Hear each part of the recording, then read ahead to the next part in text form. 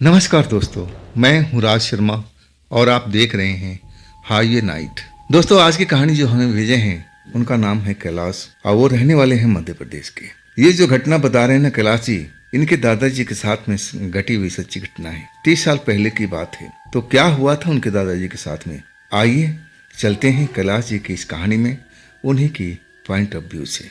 दोस्तों, मेरा नाम कैलाश है। ये जो कहानी मैं आपको बताने जा रहा हूँ ना, मेरे दादाजी के साथ घटी सच्ची घटना है। जब दादाजी की उम्र लगभग 25-26 साल की रही होगी और दादाजी अब एक चौकीदारी का काम करते थे एक सेठ के गोदाम में। और दादाजी बताते थे मेरे पापा को कि देखो, उस जगह पर पहले एक बहुत पुरानी हवेली हुआ करती थी, लेकिन अब उस जगह पर हवेली तो एक तरह से टूट के बिखर चुकी थी, नामो निशान उसका मिट चुका था।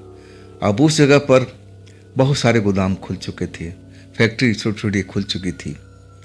और कैलाश जी के जो पापा थे ना, वो बताते हैं कि वो उसी गोदाम में एक सेठ के पास में अब हमारे पिताजी यानी कैलाश जी के दादाजी काम करते थे चौकीदारी का। और ज़्यादा समय नहीं बीता था, मात्र उनको 3 दिन हुआ था उस जगह पर, जिस जगह पर उनकी ड्यूटी अब मिली थी, कपड़े के गोदाम में। बहुत बड़ा कपड़ा का गोदाम था और उसकी रखवाली की जिम्मा रात के टाइम में अब दादाजी की थी। दादाजी 3 रात तो बड़े मज़े में अब बिता चुके थे, नाइट ड्यूटी थी उनकी, और कोई दिक्कत, कोई परेशानी कुछ भी नहीं हुआ था। लेकिन लोग बाग अब उनको कुछ जगह के बारे में बताते थे कि यहाँ रात की ड्यूटी करना ठीक नहीं होता है। लोग बाग जब चाय पीने के लिए जाते थे अब सुबह के टाइम में दुकान पर, तो चाय की दुकान पर जो वहाँ फैक्ट्री में काम करने वाले मजदूर होते थे, और वो बताते थे कि देखिए अंकल जी, जिस जगह आप फैक्ट्री में जो गोदाम है वहाँ काम करते हैं ना, उसी जगह पर जो खाली जगह देख रहे हैं, अब वास्तव में उस जगह पर एक खाली स्थान था। और वहाँ पर अब जो भी ज़मीन खरीदा था, कई बार कोशिश किया था कि वहाँ पर कुछ बना दें, फैक्ट्री बना दें या फिर गोदाम बना दें, लेकिन जब भी वो काम शुरू करने की कोशिश करता, उसके घर में किसी न किसी की मौत हो जाती थी। आखिरकार वो समझ नहीं पाया था कि ऐसा क्यों होता है। जब वो किसी अच्छे तांत्रिक से दिखाया, तब वो तांत्रिक ने बताया कि देखो, जो तुमने जगह खरीदी है ना, वो जगह श्रापित है, और उस जगह पर अगर तुम कोई भी काम खोलना चाहोगे तो तुम्हारे घर में नुकसान होगा। आज वो तुम देख ही रहे हो, जब भी तुम काम शुरू करते हो तो तुम्हारे घर में किसी न किसी की मौत हो जाती है। अब इसलिए वो जो भी था मालिक उसका डर चुका था, उसने उस जगह को एकदम खुला ही छोड़ दिया था। अब जो आसपास के फैक्ट्री वाले लोग थे, जो काम करने वाले लोग थे, कूड़ा करकट अपना उस जगह पर फेंक दिया करते थे। जंगली पेड़ पौधे भी उस प्लॉट में उग गए थे। अब एक तरह से वो खाली प्लॉट जंगल की तरह हो चुका था। अब बिल्कुल दादाजी के सामने वो जगह पड़ती थी। जब वो रात को स्टूल पर बैठ करके ड्यूटी करते थे तो वो जगह उनके सामने रहती थी। और लोग वाग बताते थे कि वो जगह रात के टाइम में बहुत खतरनाक हो जाती है, आप कैसे ड्यूटी करते हैं। लेकिन दादाजी थे ना, डरपोक नहीं थे। उन लोगों का जवाब दिया करते थे कि भाई, मैं इंसान से डरता हूँ, मैं भूत प्रेत से कभी देखा नहीं तो मैं डरूँ किस लिए।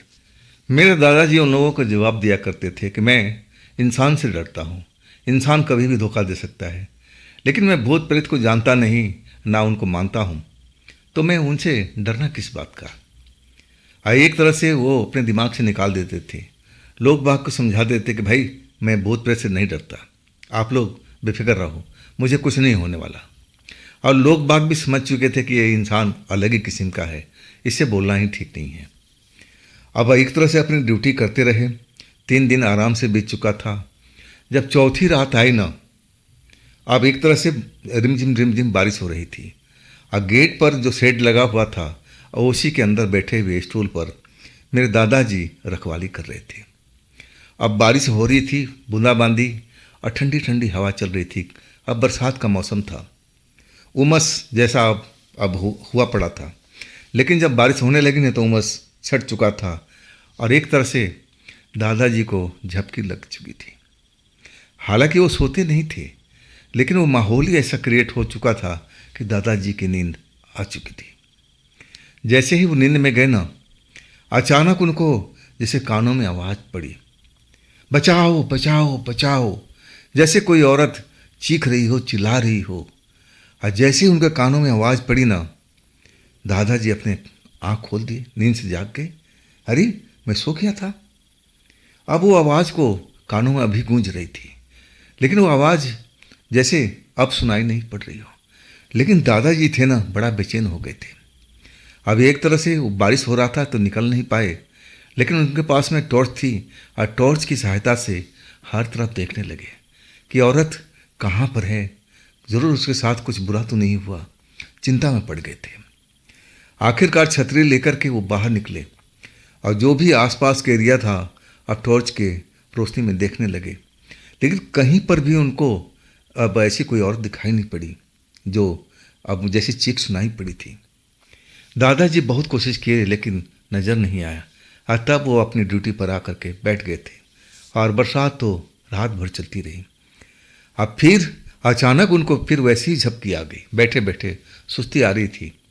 अब फिर वही कानों में आवाज़ गूंजी, बचाओ मुझे, वो पकड़ रहा है मुझे, वो मुझे मार डालेगा। और इस बार दादाजी बिल्कुल जल्दी से आँख खोल दिए, जैसे लगा कि आवाज़ बिल्कुल सामने से आ रही है। लेकिन सामने तो जंगल है, वो कूड़ा घर है। अब एक तरह से सारा फैक्ट्री का अब कूड़ा वूड़ा सब जो छोटे मोटे थे लोग बाग चुपके से आकर डाल दिया करते थे। वैसे वहाँ कूड़ा डालना मना था, लेकिन लोग बाग बाज थोड़ी आते थे। अब वहाँ पर एक तरह से जंगल जैसा उगा हुआ था, पेड़ पौधे, वो आवाज़ उसी के अंदर से आ रही थी।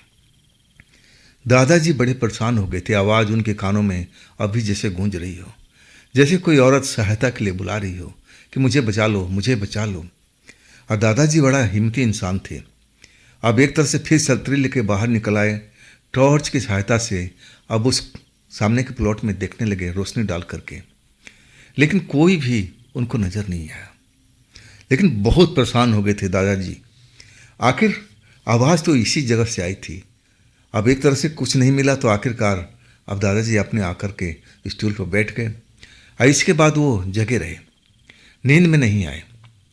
लेकिन अब इसके बाद में कोई आवाज़ उनको सुनाई नहीं पड़ी। रात अब एक तरह से बीत चुका था और दादाजी अपने मन से वो घटना अब एक तरह से भूल चुके थे। अगर कोई ऐसी घटना होती तो औरत जरूर नजर आती, लेकिन वो शायद मेरे मन का भ्रम होगा, इसलिए दादाजी दिमाग से बात निकाल चुके थे। दूसरी रात आई, अब बिल्कुल ऐसी कोई बात ही नहीं हुई। इस तरह करके 15वें दिन के आसपास लगभग फिर वही उसी जगह पर बैठ करके, लेकिन आज बारिश नहीं हो रही थी। मौसम बिल्कुल साफ था, हर तरफ आसमान खुला हुआ था और चांद की रोशनी नज़र आ रही थी। और गोदाम के सामने भी लाइट जलती थी, उसकी लाइट भी अब आसपास में प्रकाश फैलाता था, जहाँ पर दादाजी बैठ कर ड्यूटी किया करते थे। अब रात के करीब 1 बज रहा था। एक तरह से पूरा राउंड मार करके दादाजी अपने स्टूल पर आकर के बैठ गए थे और तभी वही आवाज़ उनको कानों में सुनाई पड़ी और ऐसे लगा कि उसी सामने के जंगल से वो आवाज़ आ रही है। अब वो आवाज़ सुनकर के दादाजी बेचैन हो गए। अपना छोटा सा जो डंडा था ड्यूटी के टाइम रखते थे, अब वो टॉर्च लेकर के अब उस जगह पर आ गए खाली प्लॉट के पास में कि ज़रूर इसमें कुछ गड़बड़ चल रहा है। कोई बदमाश कोई औरत को उठा के लाया है और उसके साथ कुछ बुरा करना चाहता है। अब दादाजी यंग थे, जो सीले थे, डरे नहीं बिल्कुल भी। एक तरह से वो खाली प्लॉट में जो जंगल वाला था उसमें घुस गए और तब उनको एक पेड़ के पास में एक औरत सफ़ेद कपड़ों में डरी हुई अब एक तरह से दुबकी हुई दिखाई दी। दादाजी टॉर्च की रोशनी जला करके उसके पास पहुंच गए और कहने लगे कि तुम कौन हो? क्या तुम ही चीख रही थी? ऐसी जगह पर क्या कर रही हो? क्या हुआ तुम्हारे साथ में? दादाजी बहुत सारे सवाल कर चुके थे, लेकिन औरत बहुत डरी हुई थी। ऐसा उसका बदन जैसे कांप रहा था, वो बोल नहीं पा रही थी। अब दादाजी उसको कहने लगे कि उठो बहन, उठो, चलो आओ मेरे पास में आओ, हम सामने ही ड्यूटी करते हैं, अब डरने की आवश्यकता नहीं है। क्या हुआ तुम्हारे साथ में? तुम खुल के बताओ, डरो मत। अब एक तरह से औरत उठ चुकी थी और दादाजी के साथ पीछे पीछे चलने लगी, लेकिन बार बार मुड़ के देखती थी। दादाजी अब एक तरह से उस औरत को लेकर के अपने ड्यूटी वाला जगह पर आ गए। अब पानी वानी देने की कोशिश करने लगे, लेकिन लड़की ने, औरत ने मना कर दिया, नहीं मुझे प्यास नहीं है। तब दादाजी पूछने लगे कि हुआ क्या तुम्हारे साथ में। बहुत देर तक डरी रही, आसपास में देखती रही जैसे उसको कोई पकड़ने के लिए आ रहा हो। और तब वो कहने लगी कि देखिए एक बदमाश है और जो मुझे कई दिनों से पीछा कर रहा है। और तब दादाजी को ध्यान आया कि अरे 15 दिन पहले क्या तुम ही आवाज़ कर रही थी, चीख रही थी। अब वो जो औरत थी अब डरी हुई थी, बोल नहीं पाई, लेकिन सर हिलाया। तब कहने लगी तुम 15 दिन से इसी जगह पर हो क्या। और तब कहने लगी नहीं, मैं अपने घर से भाग के आई हूँ। अब मेरा जो पति है ना, अब एक तरह से दारू पीता है, मारता है, पीटता है। अब मैं उससे तंग आ चुकी थी। अब मैं अपने मायके जा रही थी और तभी एक गुंडा मावाली जैसा आ करके मेरे पास में खड़ा हो गया। अब मुझे खींच करके इस जगह पर लाया। लेकिन दादाजी हैरान थे, अगर लाता तो उनकी नज़र में होता, आखिरकार उनकी नज़र से कैसे छूट गया। अब दादाजी कहने लगे कोई बात नहीं, तुम शांत रहो और सुबह तक तुम यहाँ सुरक्षित रहो और इसके बाद अपने घर लौट जाना।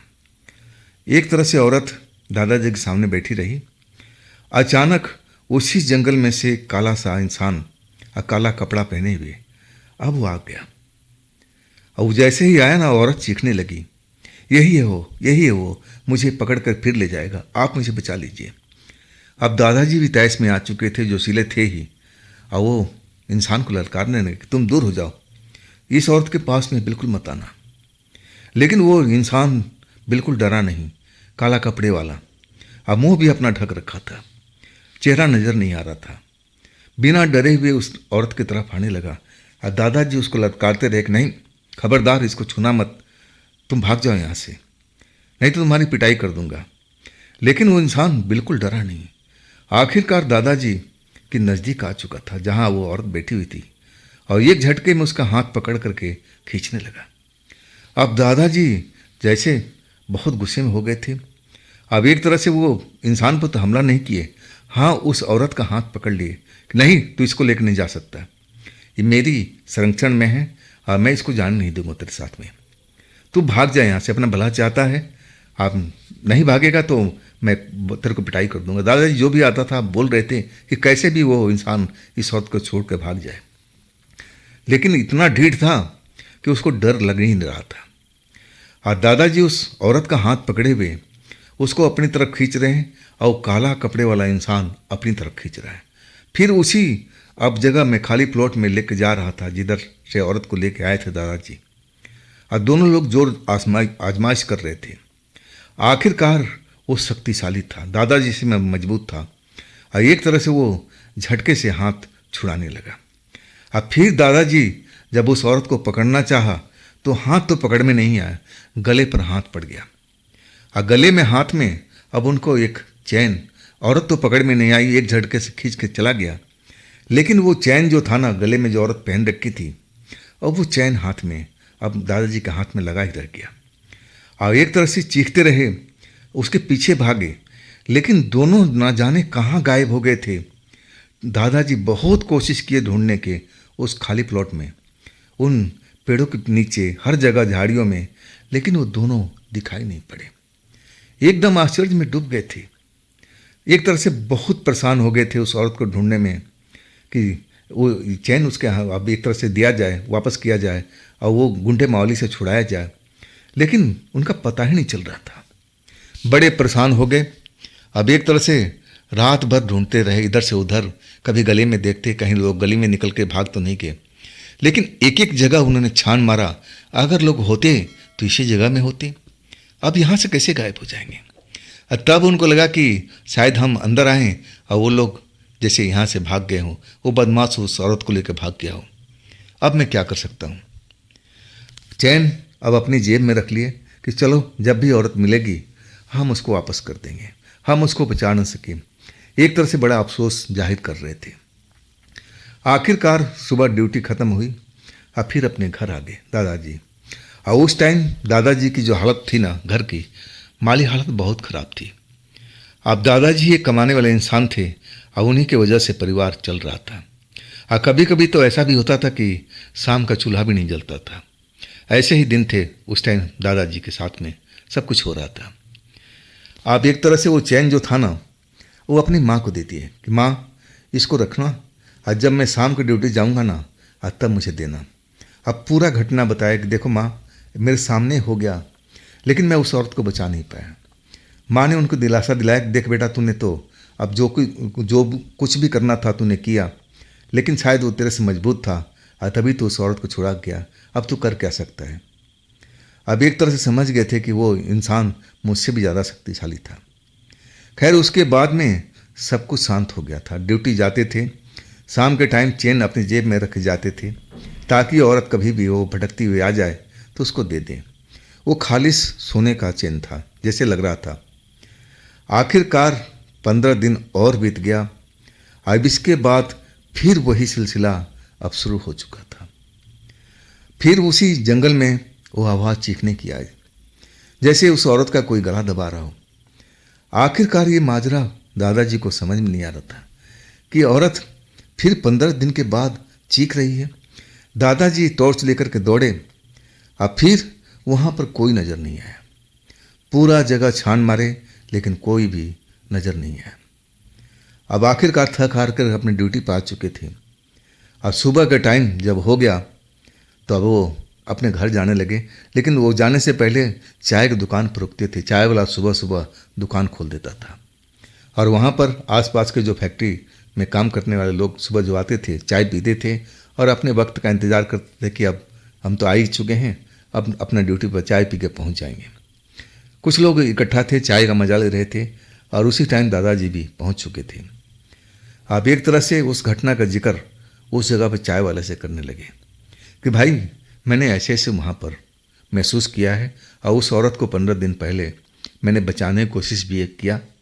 अब देखो आज फिर वो चीख सुनाई पड़ी, सेम चीख। चाय वाला था ना, वो तो पहले ही कह रहा था कि देखो ये जो जगह है ना, रात के टाइम में कुछ अलग हो जाती है और कई बार चीखने की आवाज़ हमें भी नज़र आती है जब हम दुकान पर सोते हैं। और मैं तो समझ जाता हूँ कि वो आत्मा की चीख है, जो वो आत्मा उस जगह पर रहती है।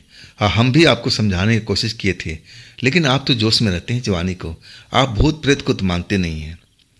लेकिन दादाजी उस चैन के बारे में बिल्कुल नहीं बताए। अब एक तरह से उस घटना से बड़ा खौफ में आ चुके थे। जब उन्होंने महसूस किया, चाय वालों ने और कुछ वहाँ फैक्ट्री के रहने वाले लोगों ने बताया कि हाँ ऐसा ही होता है, उस जगह पर ऐसी आवाज़ सुनाई पड़ती जैसे किसी औरत का गला घोटा जा रहा हो। वो बहुत दर्द में चिल्लाती है, जैसे उसको मदद की ज़रूरत चाहिए। तब दादाजी अब वो नौकरी छोड़ चुके थे, डर गए थे, कभी वो भूत प्रेत को देखे नहीं थे और वो समझ नहीं पा रहे थे। अब जो अपनी माँ से सारी घटना बताए तो माँ ने मना कर दिया कि नहीं बेटा, उस जगह पर तुझे नौकरी करने की ज़रूरत नहीं है, तो कोई और नौकरी ढूंढ ले। आखिरकार अब घर में एक ही कमाने वाला थे दादाजी मेरे, और इसके बाद में घर में अब एक तरह से चूल्हा जलता ही नहीं था। पैसा कौड़ी का अब एक तरह से बहुत दिक्कत हो गई थी, कर्जा भी कोई नहीं देता था। उस टाइम में ऐसा ही मेरा हाल था। अचानक जो माँ का ध्यान आकर्षित किए, कि अरे माँ देखो ना, नौकरी भी छोड़ चुके हैं और कुछ पैसा भी नहीं है, खाना भी हम लोग बना नहीं पा रहे हैं, तो ये चेन है ना, इसको सुनार के पास रखाओ गिरवी, और कुछ पैसा ले आओ। अब मैं सोच रहा हूँ कि उस पैसे से कुछ अपना ही काम किया जाए। अब एक तरह से माँ वही काम किया और जा कर के वो सोने का जो चेन था उसको गिरवी रख दिया और कुछ पैसे लेके आई, और उसी पैसे से दादाजी कुछ अपना काम करने लगे। और इसके बाद वो घर में तरक्की होती गई। जब पैसा उनके पास में आ गया तो चैन को छुड़ा करके घर में ला दिए। अब वाकई में उस पैसे ने इतनी तरक्की कर लिया कि दादाजी अपना दुकान खोल लिए, कपड़े का दुकान खोल लिए छोटा सा, और उसके बाद पैसा तरक्की होता रहा। लेकिन वो जो चैन था ना, अब एक तरह से उनका लक्की साबित हो रहा था। वो चैन को बड़ा संभाल के रखते थे अपनी तिजोरी में, और वो कभी भी उसको बेचना नहीं, ना किसी को देते थे। आप बताते भी नहीं थे कि हमारे पास में ऐसा ऐसा, लेकिन सिर्फ माँ समझती थी। अब एक तरह से उसी चैन के वजह से बताते हैं दादाजी कि मैं अब इतना पैसा वाला बन चुका था। पहले छोटी दुकान, और इसके बाद बड़ी दुकान, और इसके बाद होलसेल का अब कपड़ों का व्यापारी बन गए थे। अब तो उनके पास पैसों की कमी नहीं थी। आखिरकार ये जो चैन वाला मामला था ना, अब अपने एक दोस्त को बताए। अब बैठे बैठे कोई बात चल गया था, तब उन्होंने भेद खोला कि देखो आज जो मैं हूं ना, इसी चैन की वजह से हूं। अब चैन कहाँ रखते हैं सब कुछ बता चुके थे। और जो उनका दोस्त था ना, लालची था। अब उस चैन को पाने का कोशिश करने लगा कि कैसे भी अब चोरी करके चैन को अब झपटा जाए, ताकि हमारी जो बिगड़ी किस्मत है वो भी अब बन जाए। और आखिरकार वो चोरी कर लिया। वो तिजोरी खोल करके अब ना जाने कैसे अपने साथियों की सहायता से और वो जो सोने का चेन था निकाल ले गया। और जैसे ही अपने घर में गया, रात का वक्त था, और एक तरह से अपना जो सोने का चेन था वो लक्की समझ दिया कि अब तो हमारे पास ही पैसा आ गया, और वो अपने गले में पहन करके सो गया। जैसे ही वो सोया और उसका अचानक जो गला था ना कसने लगा, जैसे उसका गला का कोई दबा रहा हो दोनों हाथों से। अब वो सांस नहीं ले पा रहा था, छटपटा रहा था। जब आंखें खोला तो देखा कि एक सफ़ेद कपड़े में औरत आंखें लाल लाल हुई पड़ी, गुस्से से तमतमाई हुई, और वो गला घोटती जा रही थी और फुसफुसाती जा रही थी कि तेरी हिम्मत कैसी हुई इस चैन को चुराने की? ये तो मैंने अपने एक साथी को गिफ्ट दिया था। अब एक तरह से बड़ी मुश्किल से वो इंसान अपनी जान बचाया था कि मैं सुबह होते ही चैन पहुंचा दूंगा, आप मुझे माफ़ कर दीजिए। और तभी उसको समझ में आ गया था ये चैन ऐरा गैरा नहीं है, ये चैन बहुत ही शक्तिशाली है, और चैन एक आत्मा का दिया हुआ है। और फिर सुबह में वो जो उनका दोस्त था दादाजी का, वो जा कर के बाइज्जत अब माफ़ी मांग लिया कि देखिए हमसे गलती हो गई। और उधर दादाजी भी परेशान थे, क्योंकि रुपया पैसा कोई चोरी नहीं हुआ था, सिर्फ चोरी हुआ था वही सोने का चेन। अब एक तरह से वही परेशान थे, और उस टाइम में वही दोस्त आ गया, माफ़ी मांगने लगा कि दादाजी मतलब हमसे गलती हो गई है, ये अपना चेन रख लीजिए, अब मुझे माफ़ कर दीजिए, अगर जो भी सज़ा देंगे हम उस सज़ा के लिए तैयार हैं। लेकिन दादाजी ने उनको माफ़ कर दिए और कहने लगे देखो आगे से ऐसी कोई गलती मत करना। और तब वो जो दोस्त था उसको भी समझ में आ गया था कि ये चैन पाना तो आसान है, लेकिन इसको संभालना कठिन है, ये चैन सबको सूट नहीं करेगी। और दादाजी भी अब समझ चुके थे कि चैन जो जिसने भी दिया ना जानबूझ के दिया है, ताकि मेरी माली हालत सुधर सके। तो दोस्तों ये थी आज की कहानी कैलाश जी की भेजी हुई। और दोस्तों अगर आपके पास भी एक ऐसी कोई स्टोरी है जो आप मुझे भेजना चाहते हो, तो आप मुझे इंस्टाग्राम पर या मेरे व्हाट्सएप नंबर पर आप संपर्क कर सकते हैं, अपनी कहानी को भेज सकते हैं।